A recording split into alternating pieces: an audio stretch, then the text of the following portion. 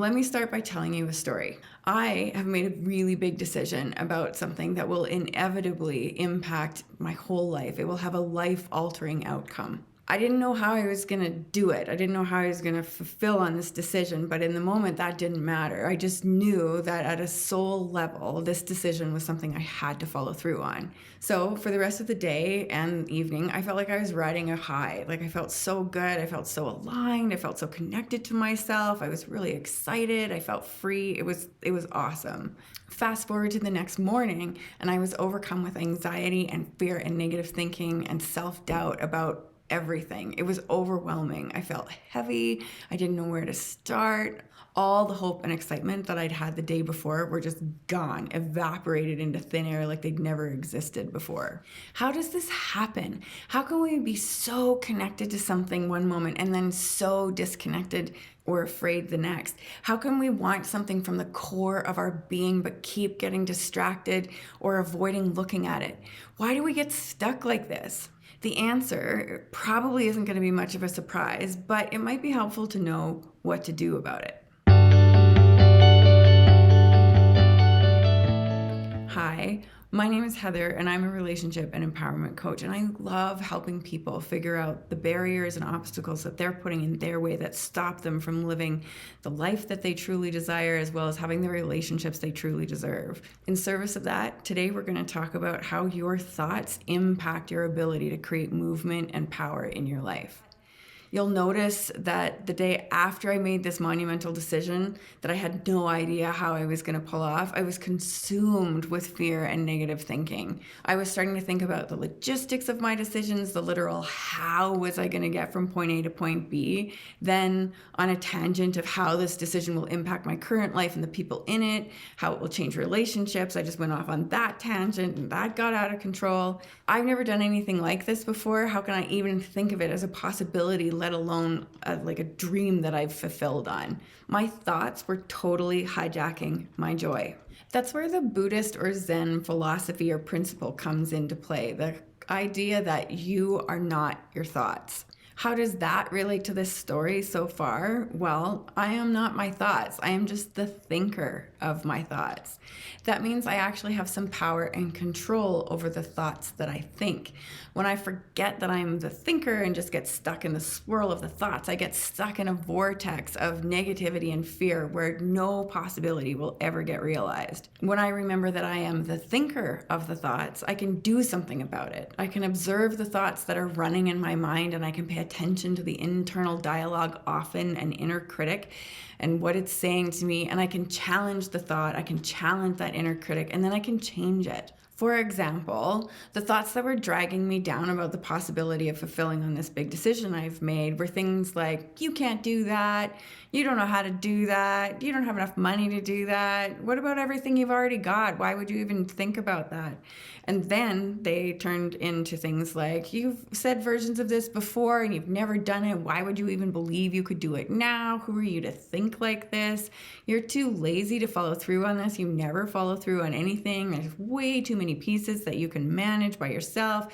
People will think you're crazy. Your family will think you're crazy. Your family will really think you're nuts.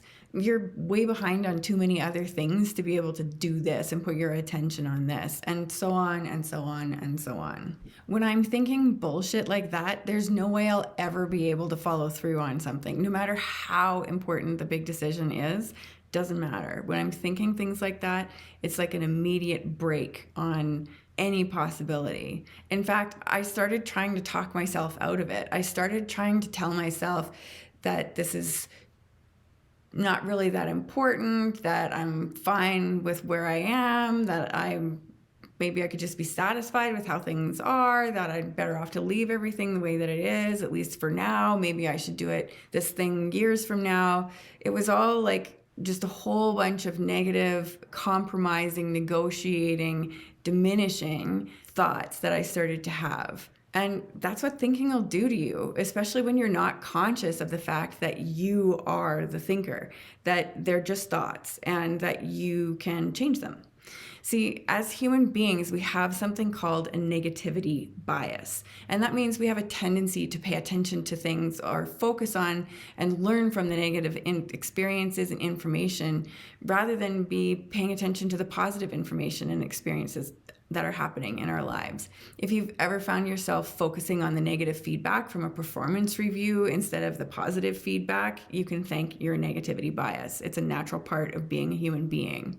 If you've ever noticed that you tend to reflect more on the unpleasant, negative, or even traumatic events than the pleasant ones, again, you can thank your negativity bias. If you've ever been accused of jumping to point out the problems with information or in situations rather than looking at the positive things, once more, you can thank your negativity bias.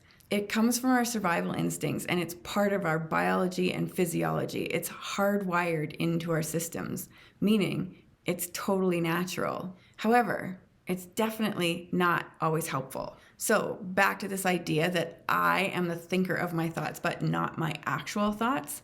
When you're conscious of your negativity bias, your tendency to focus on the negative stuff and therefore think the negative thoughts, you are also conscious of and aware of the power you have to change them with intention. For example, although it may be true that I don't know how to fulfill on this big decision right now, doesn't mean that I can't learn. And what could also be true is that, well, and in fact it is true, is that I have people in my life who can help me with this. I know people who have done a version of this before. I know people who are like literally there right now. I have people who love to do research about this sort of stuff and would be happy to help me figure it out.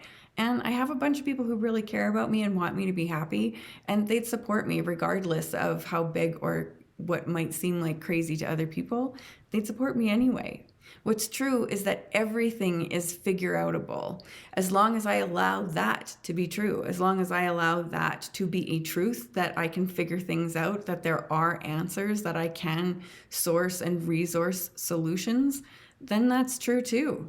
When I see that I am the thinker of my thoughts instead of the thoughts themselves or stuck with the impact the thoughts are having, I can do something about them. I can notice when they're not serving me, and then I can change them. I can ask a friend to help me process through the negative stuff and help me create a more positive perspective. Often external observers, people who live outside of you, like a friend, because they're not in the situation, they can hear things and see things way differently than you can when you're stuck in it.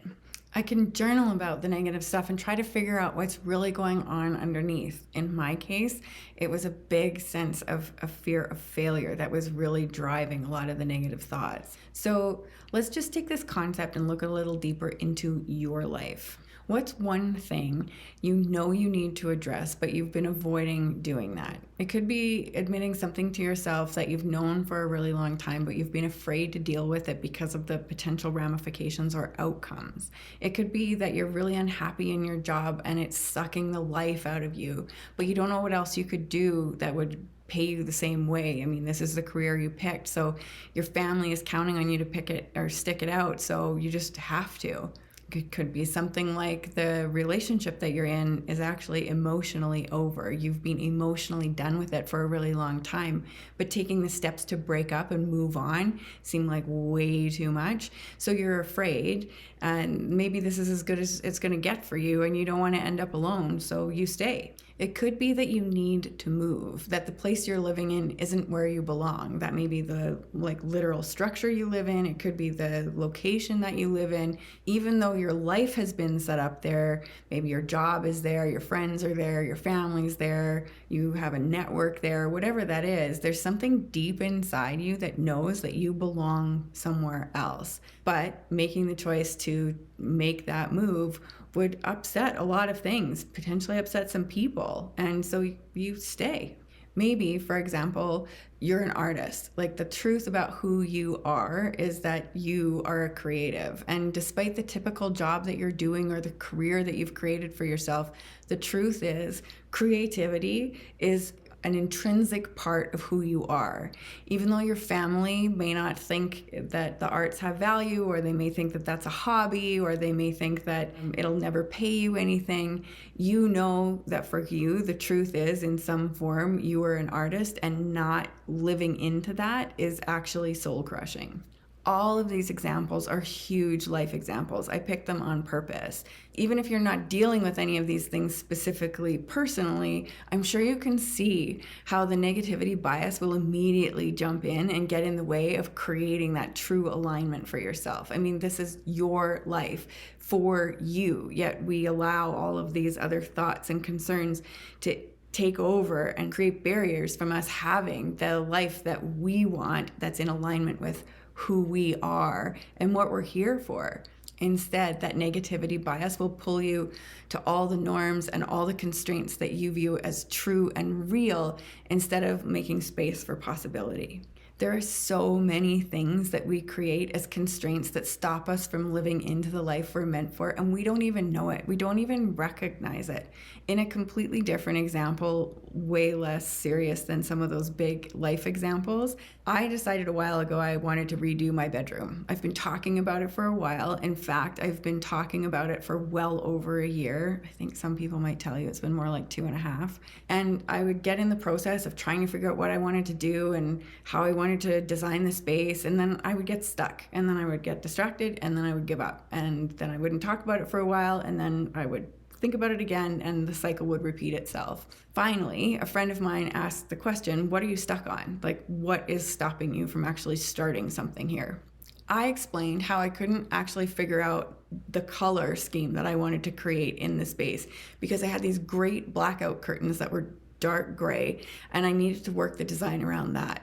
She said, is that it? Like, that's what's stopping you, is the curtains. And I was like so serious and in it, because I was in it. I was like, yeah, of course. And then listed all the reasons and explanations and justifications about how the curtains were the problem. They're great curtains. They're expensive curtains. They work really well. They're attractive, like they're pretty curtains, blah, blah, blah, blah, blah. My negativity bias had me focus on all the things about why I had to keep the curtains, why the curtains were there, that the problem I needed to solve was about the curtains, instead of being able to see that, which you've probably already seen, was like, why don't you just get different curtains? Like, yeah, you like those curtains, but get different curtains.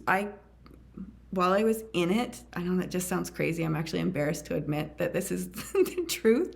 But while I was in it, I couldn't see that the curtains and keeping those curtains were a constraint that I had created that prevented me from taking action on doing something like changing the color of my bedroom for like 2+ years. It's crazy. But that's how negativity bias, and when you get stuck in the thoughts versus being clear that you are the observer of your thoughts, can like hijack your life and stop you from having the things that you truly want. And if the negativity bias can impact such an inconsequential thing, imagine how it's going to impact the bigger, more significant situations in your life.